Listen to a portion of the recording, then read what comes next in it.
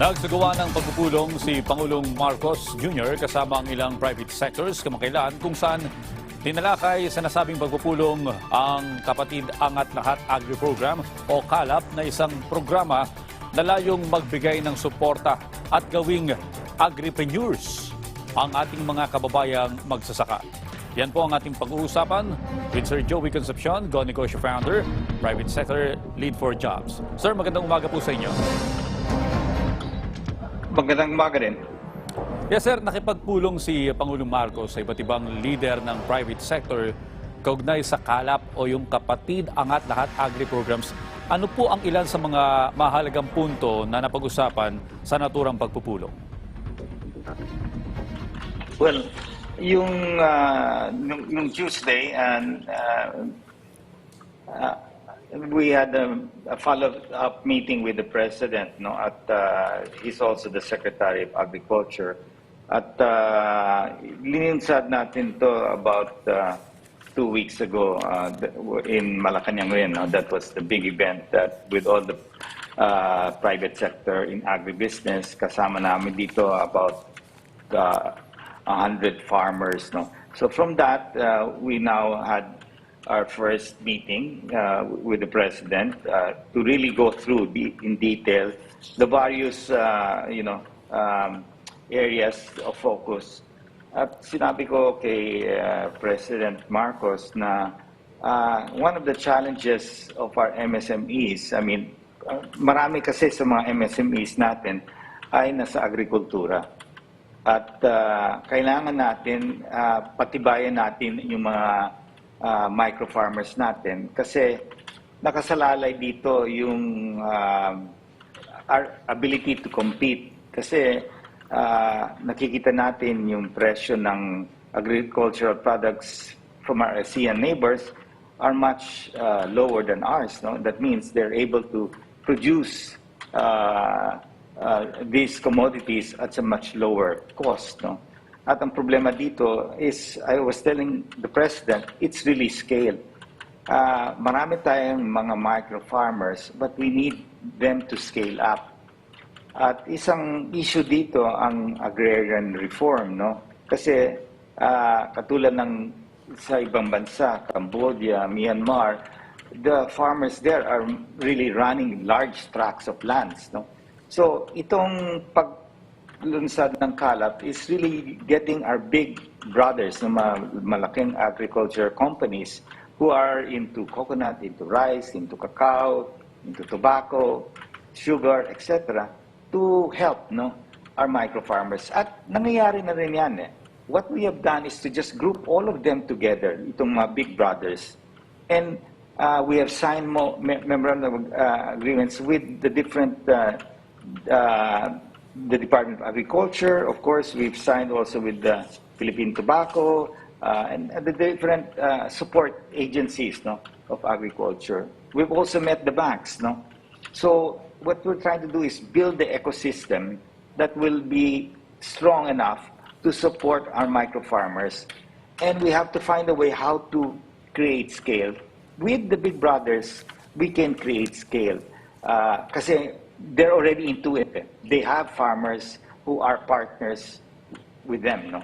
So that is basically in a nutshell, itong programa ng KALAP. Kapatid Angat Lahat for agri-programs. So it's a big brother approach with the government. It's a public-private partnership with us in the private sector and with the government. It's very critical, no? Because sila will pave the roadway. No? Talagang all the bottlenecks, they will help us solve it. No? We will try to maximize the land, the idle land out there, no? That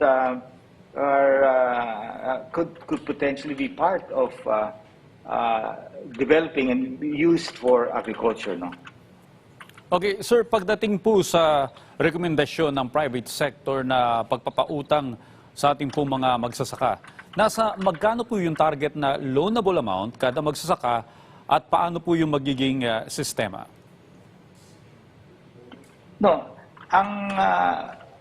ngayon ang problema ng mga maliit na natin farmers is the ability to borrow money. No? Nahirapan sila kasi hindi pwedeng isanla yung mga lote nila kasi nasa agrarian reform yan na bawal mag-mortgage ng mga agricultural lands na binigay sa kanila, no?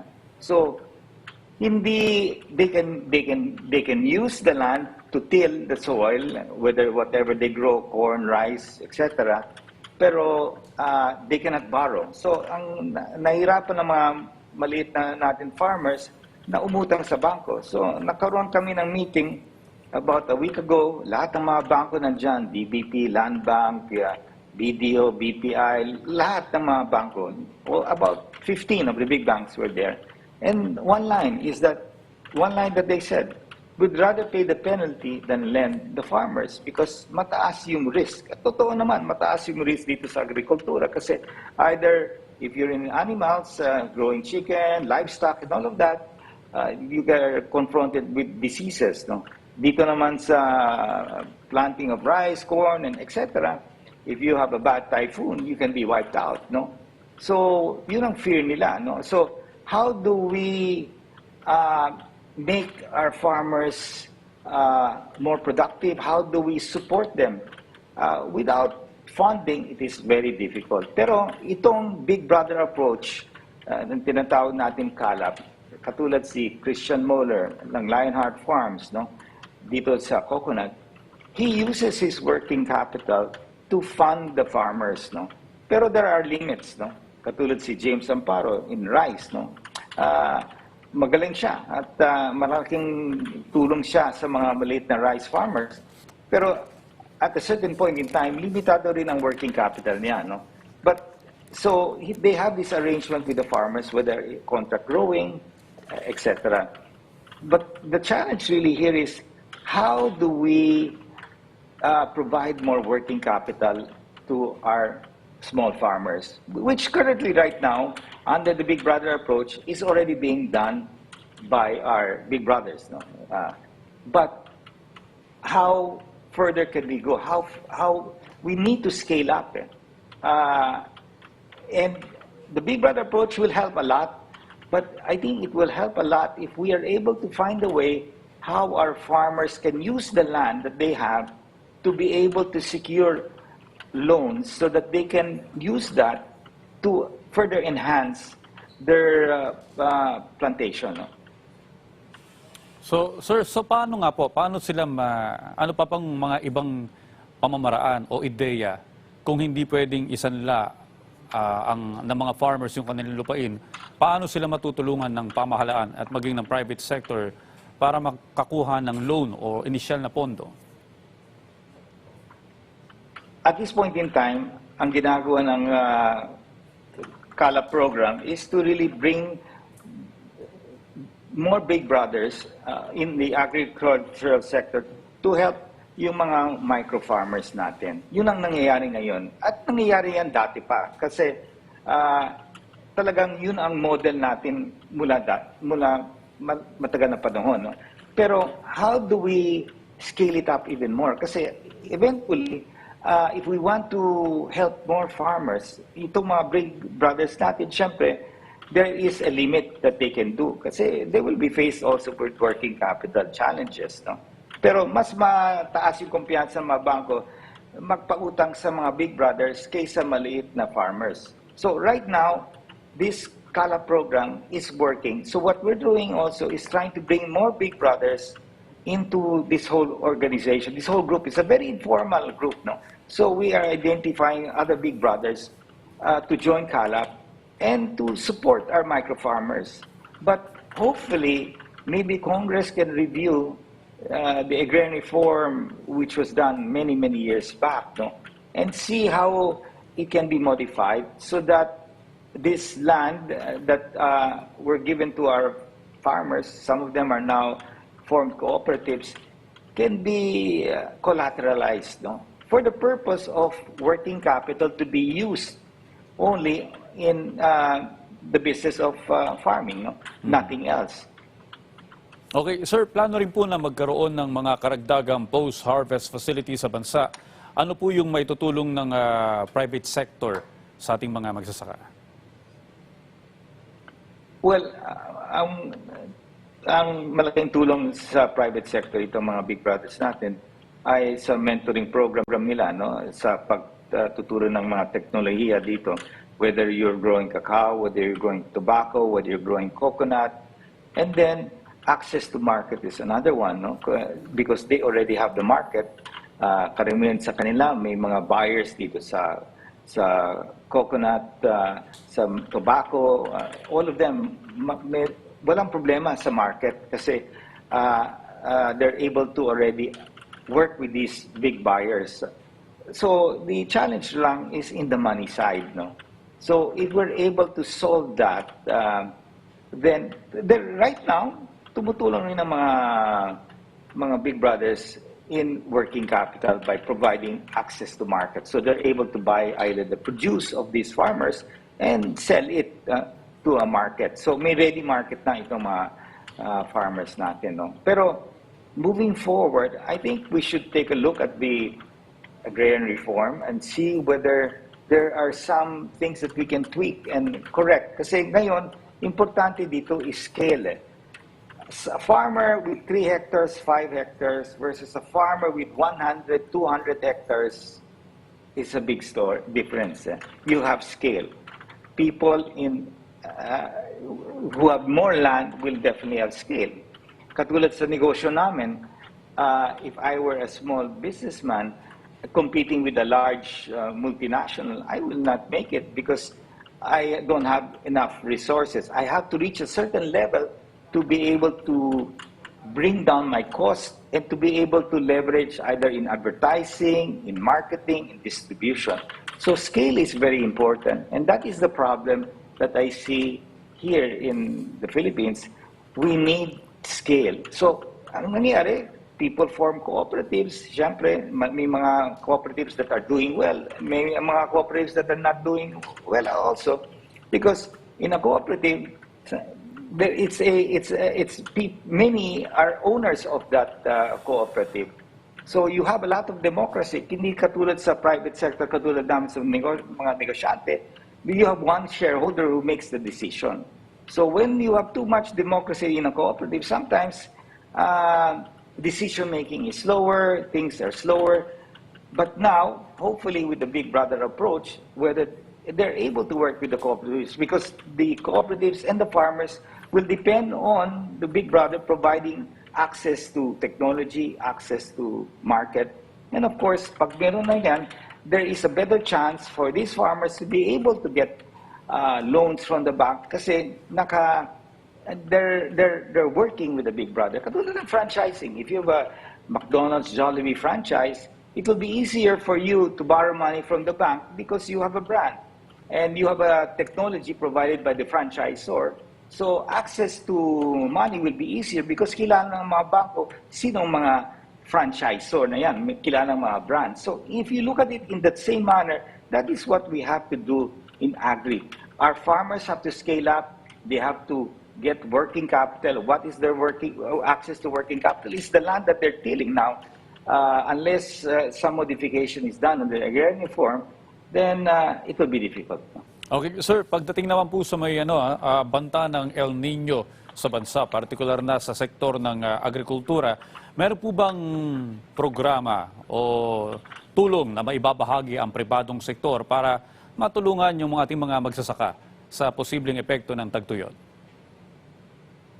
Well, ganyan ka talaga yung agriculture, no? You face all of these risks of, that you can't control. Sometimes diseases, if you're in livestock and poultry, you have these diseases that happen to your livestock, or in weather situations, La Nina, El Nino, either too much rain or no rain at all, that causes problems. But that is the risk of the business that we have just to face with, no? And these are the challenges that are real. So the big brothers have technology. Katulad si Mr. Wilson Uy who is growing tobacco, Universal Leaf. They're very successful. He's willing now to share his technology. And during the meeting namin with President Marcos, nakita niya si Universal Leaf, si Wilson Uy, ang galing ng mga technology niya tungkol sa mga weather. He has drones, he has all of this, and he's willing to share this with the other big brothers, no, to use for them to be able to at least mitigate, no, any adverse weather condition that may happen. But those are the risks in being in agriculture. You have to live with that. No? Okay, Sir Joey, makikibahagi po ang Go Negosyo sa Department of Tourism para sa Tourism Summit ngayong taon. Ito rin po yung kauna-unahang Tourism Summit sa bansa. Tama po ba? At ano po yung magiging role dito ng Go Negosyo? Well, alam natin, no, nangyari dito sa pandemya, talagang tinamaan yung tourism sector. Maraming mga micro, small entrepreneurs talagang nalugi, no, at maski mga malaking negosyante. At nilunsad natin itong Tourism Summit to really push, no, the Philippines to be one of the top in the world, in fact. We have the best islands that I've ever seen. No? I've traveled all over the world. I've been to Bali, and their beaches are not comparable at all to our beaches. But yet, the number of tourists they have is much, much larger than ours. So we, with Undersecretary Frasco, and I'm sure all our mayors are supportive of this, because this is an area that will really help our MSMEs. So we're providing the mentorship program. How are we doing that? Importante dito ang mga influencers natin at content creators. Sila ang nagbibigay ng sharing what is happening in our country. So we hope that we will have more influencers and content creators to project the Philippines. No, we have to market the Philippines as not only in terms of the best beaches in the world, but Filipinos who have one of the most friendliest people, happy people, and we have also one of the best culinary in Asia. No, so in terms of people friendly and being hospitable, having good beaches to see and travel, and I think that's what we have to push. And it's very important that through digitalization, that the foreigners all over the world can see what is in store for them when they come to the Philippines. No? So the Tourism Summit hopefully will help bring more entrepreneurs into this sector, revive further and strengthen those who have been really affected during the pandemic. Okay, Sir Joey, bilang panghuli po, ang inyong pong mensahe at ang inyong paanyaya sa ating mga kababayan na lumahok dito, makibahagi dito sa may Tourism Summit. Well, sinasabi ko na importante dito ang tourism sector natin, ang tourism industry natin. Si Secretary Frasco, she's really working hard. This is something that we really have to push and help. The private sector is solidly behind the government in really promoting the Philippines as, Filipinos as one of the most friendliest people in the world, no? And the most hospitable people in the world. And aside from the Mother Nature has blessed us with one of the most beautiful beaches and beautiful islands that we have to magnify and market well, no? So that more foreigners can visit this country. And in the end, our micro and small entrepreneurs, mga nagtitinda dyan ng mga souvenirs, mga may-ari ng maliit na bed and breakfast, ay pwedeng kumita at will start to do good, no, and better, because to me this is a jewel that we have and a potential gold mine if we're able to really push it hard. And I'm sure the government under Secretary Frasco is doing her best, and of course Cebu is we are hosting it in Cebu because around it are beautiful islands from Bohol to Siquijor to Dumaguete to Malapascua to Calangamayan. All of that corridor is so fantastic, no? And we are not talking even of Coron and all the other areas. So the Philippines is just a jewel, no? Just waiting to be discovered. So we are fully supportive in really getting our tourism industry back on its feet. Okay, maraming salamat po sa inyong oras, Sir Joey Concepcion, Go Negosyo Founder, Private Sector Lead for Jobs.